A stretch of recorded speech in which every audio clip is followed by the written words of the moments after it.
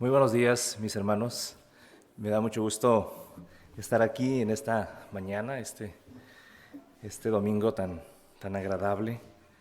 No tenemos ni frío, bueno, poquito, pero no tanto. Y tampoco está tan caliente, así que tenemos un muy buen clima. Y gracias a Dios porque eh, nos permite acercarnos a Él a través de la oración, de la alabanza, reconociendo su presencia en medio de nosotros. Y le agradezco al Señor la bendición de tener esta mañana el privilegio de estar aquí y el honor de compartir la palabra de Dios. Le agradezco también a nuestro hermano Daniel la cordial invitación para tener este privilegio en esta mañana. Y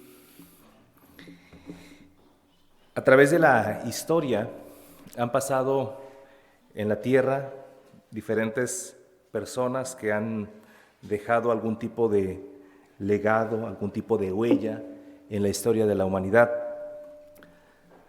Pueden ser científicos, pueden ser políticos, pueden ser educadores, que con sus contribuciones han procurado un progreso, un avance en la cultura de los individuos.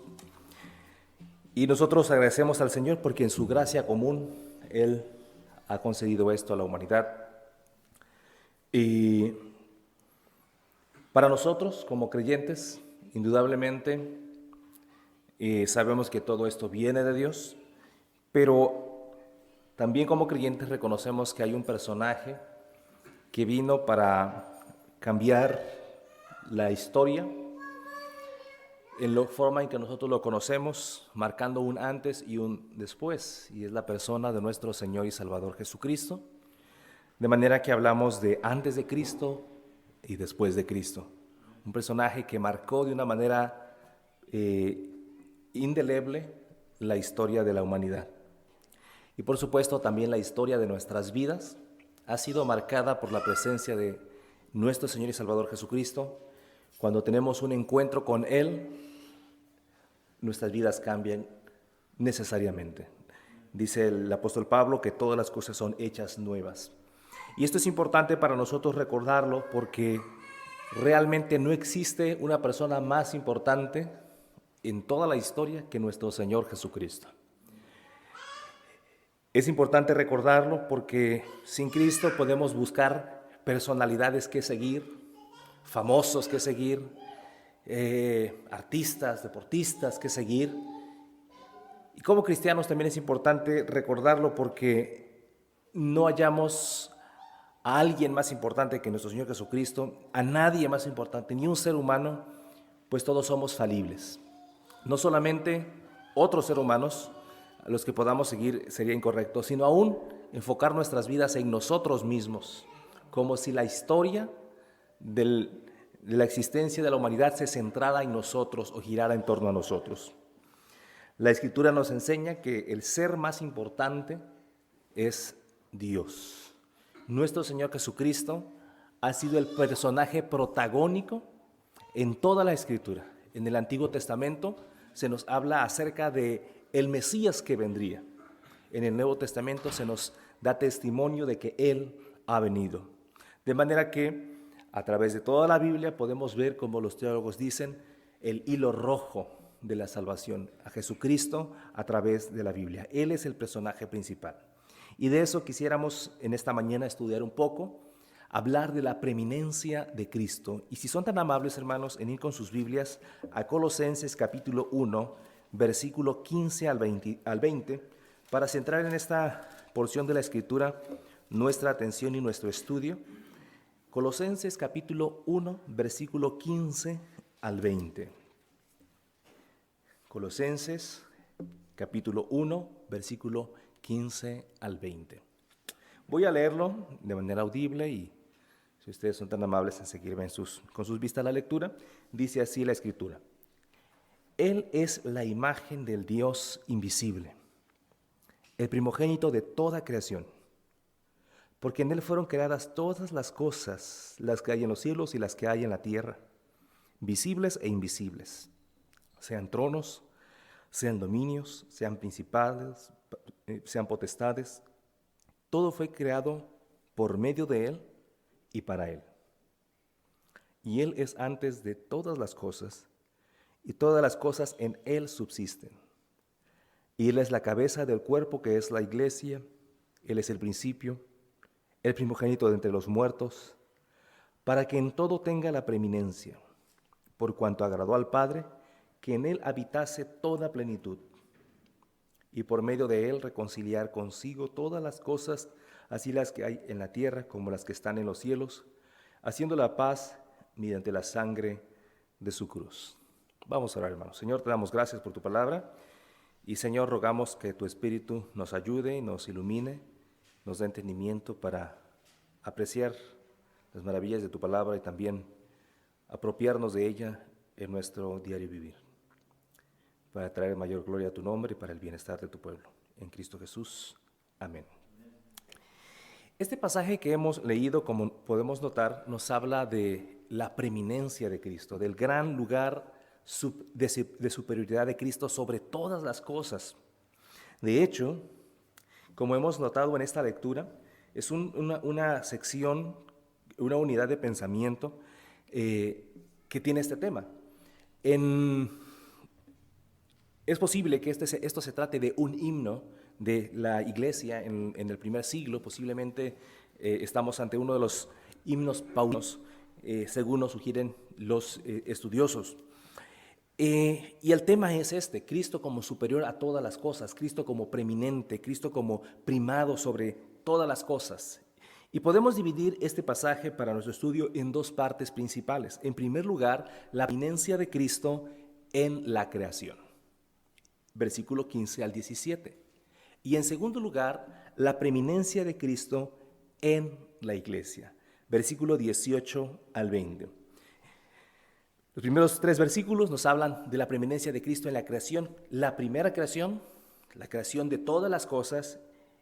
Y el versículo 18 al 20, en la iglesia, la nueva creación, donde Dios empieza a restaurar todas las cosas y de una manera paulatina hasta su final serán restauradas, siendo que Dios usa en esto como instrumento a su iglesia. Veamos entonces la preeminencia de Cristo, en primer lugar, en la creación. Versículo 15 al 17, permítanme leerlo y seguidamente nos acercamos a estos versículos. Dice: Él es la imagen del Dios invisible, el primogénito de toda creación, porque en Él fueron creadas todas las cosas, las que hay en los cielos y las que hay en la tierra, visibles e invisibles, sean tronos, sean dominios, sean principados, sean potestades, todo fue creado por medio de Él y para Él. Y Él es antes de todas las cosas, y todas las cosas en Él subsisten. Lo que aquí estamos viendo en este primer fragmento, en este primer pasaje, en este primer apartado, es que Jesucristo es superior a toda la creación. Y Pablo nos deja ver aquí al menos 3 razones por las que Cristo es preeminente sobre su creación. Y en primer lugar, es preeminente porque Él es Dios. Con eso es suficiente para entender nosotros que Él es superior a la creación. Miren cómo lo pone Pablo aquí: Él es la imagen del Dios invisible. La imagen. Aquí el término que utiliza para imagen nos hace recordar que nosotros fuimos hechos a imagen y semejanza de Dios. En Génesis 1 leemos eso: poseemos la imagen de Dios, fuimos hechos a su semejanza moral. Sin embargo, sabemos que inmediatamente acaba el capítulo 1, capítulo 2, y en el capítulo 3 el ser humano pega contra Dios. Y esa imagen de Dios no se pierde, pero se ve profundamente dañada, desfigurada. Y decimos que no se pierde porque en Génesis capítulo 9 se apela a eso como un argumento para el gobierno humano. Y en Santiago capítulo 1 también se nos dice que nosotros no podemos alabar a Dios con nuestras bocas y también con nuestras bocas maldecir al prójimo que es creado a la imagen de Dios. De manera que la imagen de Dios no se pierde en nosotros, pero sí se ve dañada por nuestro pecado. Por esta razón es que Pablo nos dice que a los que amamos a Dios todas las cosas nos ayudan a bien. Esto es, con su propósito han sido llamados para que Él sea el primogénito entre muchos hermanos, y la imagen de Dios sea restaurada en nosotros. Pablo también dice que en la medida que nos acercamos a Dios a través de Cristo, somos transformados a su imagen. De manera que este daño que nosotros hemos hecho a causa de nuestro pecado, en la imagen de Dios en nosotros, en Cristo no sucede, porque Él es perfecto y Él es Dios. Y al decir aquí que Él es la imagen, lo que nos está dando aquí decir Pablo es que Él es la representación exacta de Dios. La palabra imagen viene de un término aquí griego, de donde viene la palabra ícono, una representación exacta. Esta es la forma en que se acuñaban, por ejemplo, las monedas con la imagen de César, para decir esto es parte de la autoridad de César, es propiedad de César, el emperador. Nosotros, al tener la imagen de Dios, pertenecemos a Dios, aunque nos hemos desviado y rebelado. No así con Dios. Se ha desfigurado esa imagen, pero Cristo, que es Dios perfecto, Dios encarnado, Él es la imagen misma de Dios. Es lo mismo que dice Pablo en Filipenses 2:6, siendo en forma de Dios, es decir, no que tenía apariencia de Dios, sino que tenía todas las características y cualidades que hacen, que definen a Dios. En ese sentido, el apóstol Juan también dice, en Juan 1:14, hablando de la encarnación de Cristo, y vimos su gloria, gloria como la del unigénito del Padre. Es decir, en Cristo, Dios se ha mostrado a nosotros porque Él es Dios. Él es la imagen del Dios invisible. También la Escritura dice, a Dios nadie le vio jamás. El unigénito del Padre, Él le ha dado a conocer. Porque Dios es invisible, Dios es espíritu. Pero Cristo es portador perfecto de la imagen de Dios. Luego sigue diciendo, el primogénito de toda creación. El primogénito. Ahora, esta expresión primogénito ha generado confusiones a través de la historia y todavía en nuestros días hay quienes interpretan primogénito para decir que Jesucristo fue el primer ser creado por Dios, porque dice primogénito.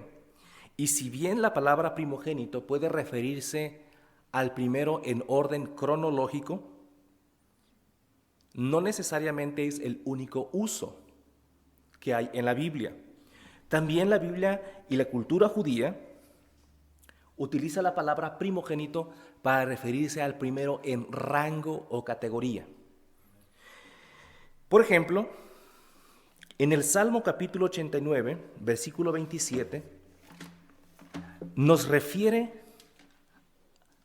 a un personaje importante en la historia de Israel, el rey David. Salmo 89, 27 dice, y para que sepamos que está hablando de David, en el versículo 20 dice, hallé a David mi siervo, lo ungí con mi santa unción, etcétera, etcétera. Llegamos al versículo 27 y dice, yo también le pondré por primogénito.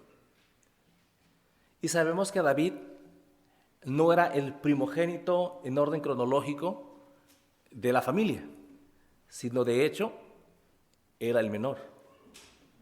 Pero Dios lo pone por primogénito, Dios le da la posición de primero en importancia, y el texto casi que nos lo define aquí, versículo 27 otra vez, yo también le pondré por primogénito el más excelso de los reyes de la tierra. ¿Qué es el primogénito? El más excelso en este contexto. Entonces, cuando dice la Escritura que Jesucristo es el primogénito, no está diciendo que Él sea el primer ser creado, sino que Él es superior a todas las cosas. ¿Por qué? Porque es Dios. Y porque es Dios, tiene que ser superior a todas las cosas creadas. Así que, por esta razón, Él es primogénito o preeminente sobre la creación, porque es Dios creador, es preeminente sobre su creación. Versículo 16 también nos enseña que es preeminente sobre su creación por esa razón. Él es el creador, versículo 16, porque en Él fueron creadas todas las cosas. Es una declaración que no deja absolutamente nada fuera. Y Juan 1:3 dice, en Él fueron creadas todas las cosas y sin Él nada de lo que ha sido creado fue hecho. O sea, de una manera positiva, engloba, todo fue creado por Él. Y una expresión de contraste, nada fue creado sin Él. Para dejar muy claro que todas las cosas deben su existencia a Él. Ahora, aquí es muy importante cómo Pablo lo expresa en Él. Al final de este versículo, después de enumerar qué cosas fueron creadas por Él, dice, todo fue creado por medio de Él y para Él.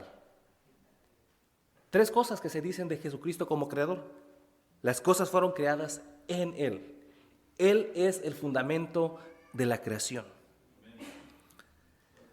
Todo. Es increíble cuando tratamos de entender un poquito la creación. Vemos que hay, los científicos nos enseñan, nos dicen, ¿verdad?, que hay sistemas, hay más planetas, hay soles, hay galaxias, impresionante. Y hay algunas imágenes que a veces ponen comparando la Tierra con otros planetas y dice uno, wow, todo esto ha descubierto el hombre. Tal vez haya más cosas que el hombre no ha descubierto. Y Dios las hizo. Y Dios es creador de todas las cosas. Y dice aquí el pasaje, en Él fueron creadas todas las cosas, todas. Así que tanto el macrocosmos, todo lo que se puede ver así con nuestra vista y aún lo que alcanza a ver el ser humano con equipos de alta tecnología al exterior del espacio, y también aquellas cosas en el mundo micro, las moléculas, los átomos, neutrones, protones, electrones que conforman las unidades más pequeñas de la materia. Dices, es increíble, Dios hizo todo esto. Todo lo hizo Él. Y dice aquí Pablo, en Él fueron creadas todas las cosas, las que hay en los cielos y las que hay en la tierra.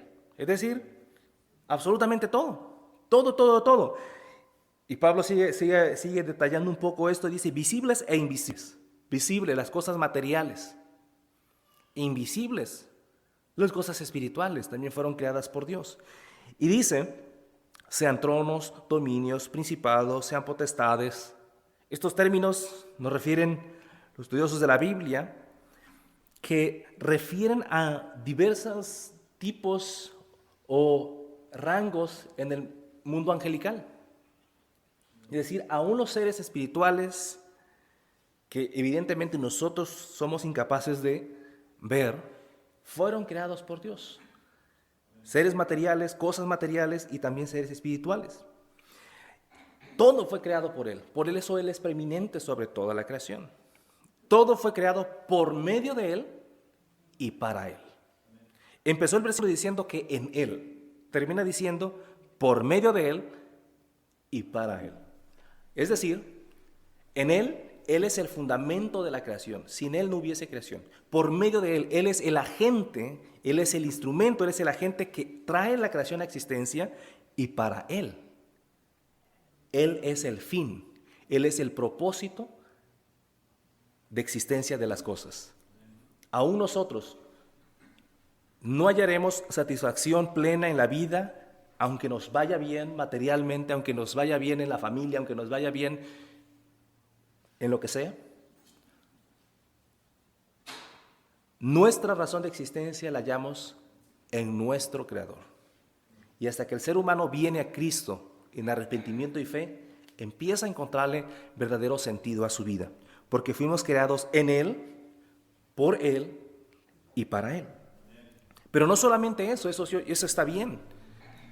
Lo que sigue diciendo el versículo 17 es que Él es el sustentador de la creación. No solamente Dios hizo las cosas y las dejó funcionando como algunos suponen. La Escritura nos enseña que Dios no abandonó su creación, sino que Él la cuida, Él la sustenta, Él la hace funcionar, dice el texto. Y Él es antes de todas las cosas y todas las cosas en Él subsisten. Él es el sustentador de todas las cosas. Esto, el texto comienza diciendo que Él es antes de todas las cosas, Él es eterno. De hecho, cuando Jesús le dijo a los judíos de su tiempo, antes que Abraham fuese, yo soy, claramente su audiencia entendió que se refería a su eternidad como Dios. Por eso los judíos quisieron apedrearle. Así que es Dios eterno y por esta razón Él puede sustentar todas las cosas, todas las cosas. ¿Por qué razón no chocan los planetas? ¿Por qué razón nunca ha habido una catástrofe cósmica? Marte golpeando la Tierra, pues más que en las películas, ¿no? Y cosas que ahí a veces se ponen. Pero en la realidad, porque Cristo sustenta todas las cosas. En Hebreos 1:3 dice que Él sustenta todas las cosas por la palabra de su poder. Ahora, ¿cómo Dios hizo todas las cosas? En Génesis 1:1. Génesis 1 y cómo desarrolla el capítulo. Por su palabra. Y dijo Dios, sea la luz. Y dijo Dios, sea. Y dijo Dios, por su palabra hizo todas las cosas. Y Hebreos nos dice que por su palabra sustenta todas las cosas. Por esta razón Él es preeminente. Él es el superior a toda la creación.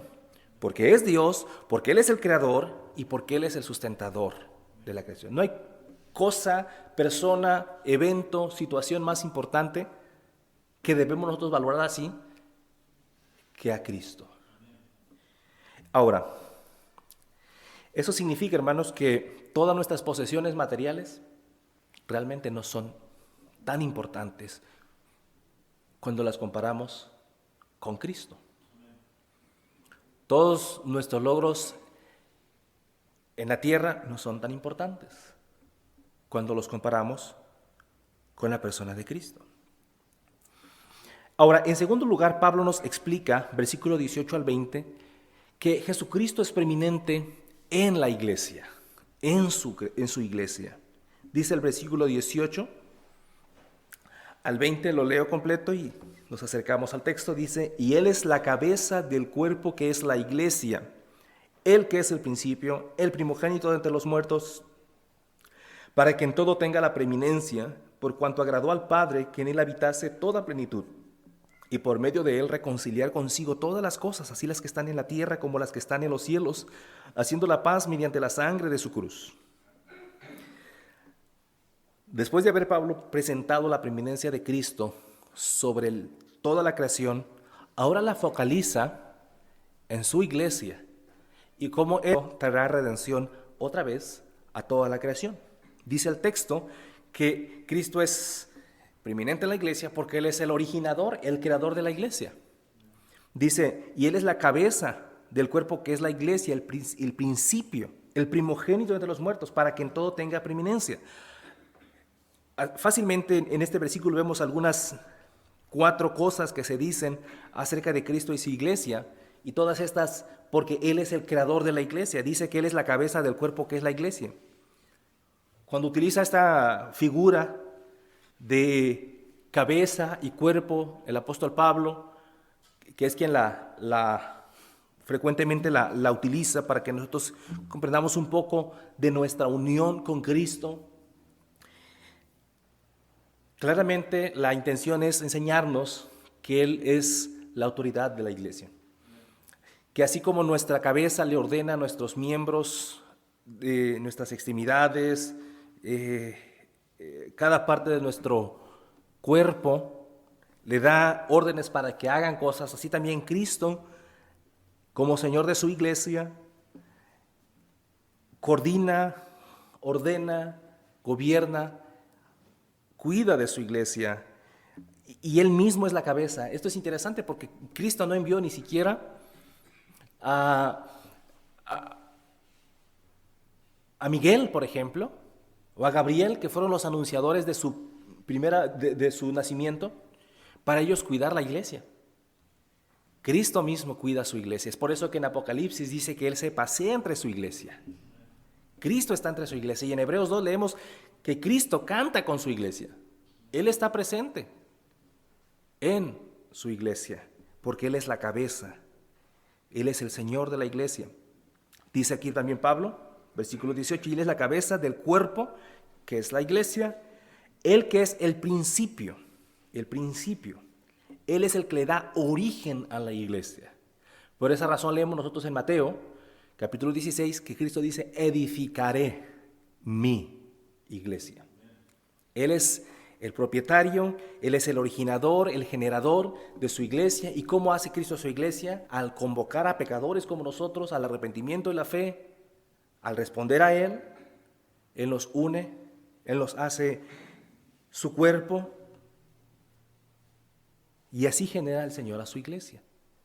Y sigue añadiendo a los que han de ser salvos. Ahora sigue diciendo el texto, el primogénito de entre los muertos. Otra vez la palabra primogénito. Y aquí regresamos nuevamente al tema del primogénito.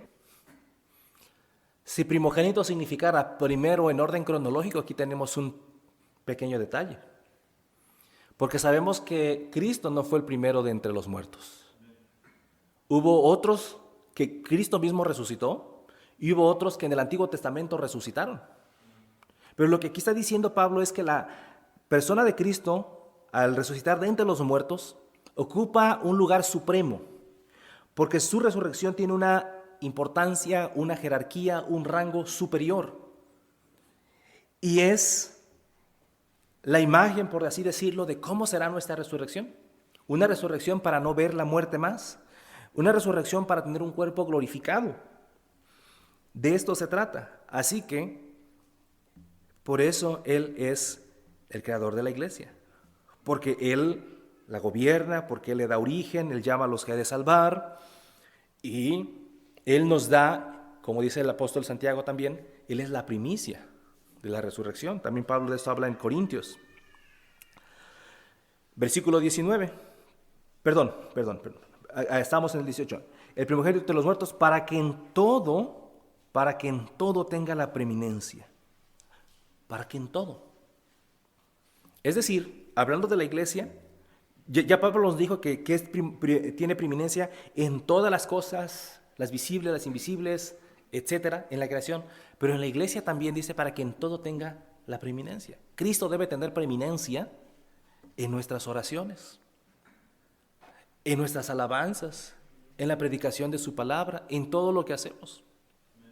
Como Juan dijo, yo debo menguar para que Él crezca. De manera que la vida cristiana, y por eso es cristiana, porque se trata de Cristo, no se trata de nosotros, sino se trata de que Cristo sea formado en nosotros para que nuestro yo imperfecto, desobediente, que peca, que desobedece a Dios, vaya siendo transformado a la imagen de Cristo, para que tenga en todo la preeminencia, en nuestras vidas, individualmente, en nuestras vidas como iglesia, como familias, etc. Versículo 19, Él es el creador de la iglesia, pero también Él es el Dios de la iglesia, por supuesto, por cuanto agradó al Padre que en Él habitase toda plenitud. Toda la plenitud habitase en Dios. Y esta es una cosa que es de Dios Padre. A Dios Padre así le agradó, es lo que nos está diciendo aquí el texto. Y por lo que Pablo está enseñándonos en el capítulo 2, versículo 9, por ejemplo, porque en Él habita corporalmente toda la plenitud de la deidad. Lo que Pablo dice es que a Dios Padre le agradó que en la persona de Cristo todo de Dios nosotros lo pudiéramos observar y ver y tener. Nosotros no necesitamos a Jesús y algo más, porque Jesús es todo Dios. Él es la plenitud. En la época que Pablo escribió, una de las herejías que circundaban en torno a la persona de Cristo es que Jesús no era completamente Dios, sino era un pequeño Dios, porque debido a la influencia de la filosofía platónica, donde concebían las cosas espirituales como buenas y las cosas materiales, físicas, como malas, era imposible que Dios, que es bueno, hubiese tomado una forma material, que es mala. Pero Pablo está diciendo que en Él habita, Colosenses 2:9, En Él habita corporalmente, en el cuerpo de Cristo, en la persona de Cristo con cuerpo, habita corporalmente toda la plenitud de la deidad. Es decir, realmente Cristo es Dios verdadero, no es un mini Dios, es lo que Pablo está queriendo decir. Cuando la iglesia adora a Cristo, realmente la iglesia está adorando a Dios. Entonces, Cristo es preeminente porque Él es el que origina la iglesia, porque Él es Dios. Y esto, por supuesto, unido con el versículo 20, ¿por qué es preeminente Cristo en la iglesia? Porque Él es el Salvador. Versículo 20. Por cuanto agradó al Padre que en Él habitase toda plenitud, y por medio de Él, de Cristo, reconciliar consigo todas las cosas. Reconciliar. Esta es una palabra muy especial, muy fuerte, porque nos habla de un cambio. Dos personas que son antagonistas, que son enemigos, que están peleados, hacen las paces. Esa es la idea de esta palabra. Es como cuando dos amigos, dos compañeros de trabajo, los esposos, están peleados y se arreglan. Bueno, la idea aquí, Pablo, es nosotros, enemigos de Dios. Pablo habla de esto mucho en Romanos, nos dice que éramos desobedientes, éramos rebeldes, pecadores, detractores. No éramos las grandes y mejores personas, éramos realmente ante Dios enemigos de Él. Fuimos reconciliados, fuimos acercados. El texto por medio de Él, por medio de Jesucristo. Aquí lo impresionante, mis amados hermanos, es que el texto dice, por medio de Él, de Cristo, reconciliar todas las cosas. Todas las cosas. Es decir, Dios va a restaurar todas las cosas. El pecado trajo un daño no solamente al ser humano en su relación con Dios, sino también en su relación con el prójimo, en su relación con la creación, con el trabajo. Recordamos esos efectos de la caída en Génesis capítulo 3. La Escritura nos enseña que un día habrá cambios impresionantes en el universo, donde dice que en Isaías 11, por ejemplo, que el lobo y el cordero van a convivir, la vaca y la osa van a estar juntas, los niños podrán jugar con las serpientes. Eso es la restauración de todas las cosas. Es decir, tal cual Dios las diseñó desde un principio y funcionaban al principio, hasta que nuestros primeros padres pecaron. Así que si el pecado es tan nefasto y trae consecuencias tan graves, la solución que es Cristo debe ser aún mayor y más poderosa.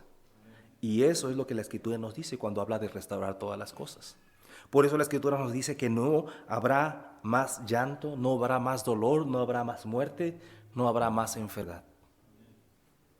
Esperamos ese día, cuando todas las cosas sean restauradas. Y leemos, por ejemplo, el apóstol Pedro, 2 de Pedro capítulo 3, dice que nosotros esperamos según sus promesas, conforme a sus promesas, cielos nuevos y tierra nueva, donde mora la justicia. Y aquí el texto nos dice reconciliar consigo todas las cosas, así las que están en la tierra como las que están en los cielos, haciendo la paz. Eso es reconciliar, hacer la paz. Y Cristo ha venido a hacer la paz entre nosotros y Dios.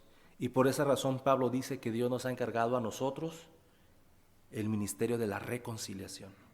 Y por eso Jesús dijo, bienaventurados los pacificadores. Termina el apóstol Pablo señalando con precisión cuál es el instrumento, haciendo la paz mediante la sangre de su cruz.